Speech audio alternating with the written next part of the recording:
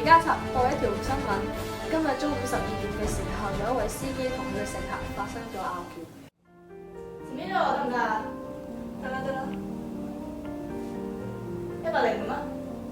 司機你收唔收 M P 啊？做咩咧？冇㗎，依家淨得現金㗎。吓？咁我得 M P 啫喎而家。咁冇啊，依家淨係收現金啊，就係後面張紙。冇㗎啦，依家你而家落去攞啊！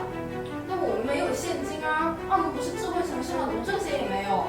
咁冇㗎，咁你 M P 嘅話，我有時收唔到點算啊？冇㗎啦，淨係得現金。一係咧，你而家落車去攞，我喺度等你。咁我哋而家好急啊，你收下先啦。你又唔係收唔到？冇㗎啦，淨係得現金，即係其他全部都唔得㗎。唔係識聽人話？司機透露一下就行，我着急。真係冇啊真係。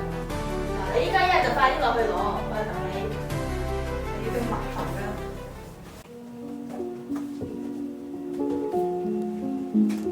唉，一個乘客叫我收電子支付，咁問題電子支付啲錢就轉唔到出嚟，又冇得攞嚟交租，一轉我點啊？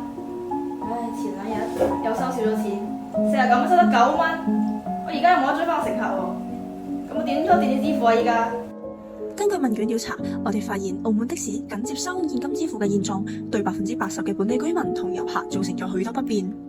梗係有發生過啦。對上一次啊，我湊咗小朋友，同埋我嘅太太話一抽二能拎住個 BB 車，跟住上到去的士嗰度，最後佢又話唔收啲支付，但我又冇現金喎，跟住嘈咗成半個鐘，跟住最後我先自己一個人去攬翻現金俾佢。你諗下幾唔方便？而家可以解決呢啲問題嘅方法有：一、政府輔助安裝設備；二、乘客舉報與獎勵機制；三、推廣無感支付技術；四、司機端獎勵計劃；五、乘客官方叫車 APP 及支付平台；六、司機操作培訓及支援。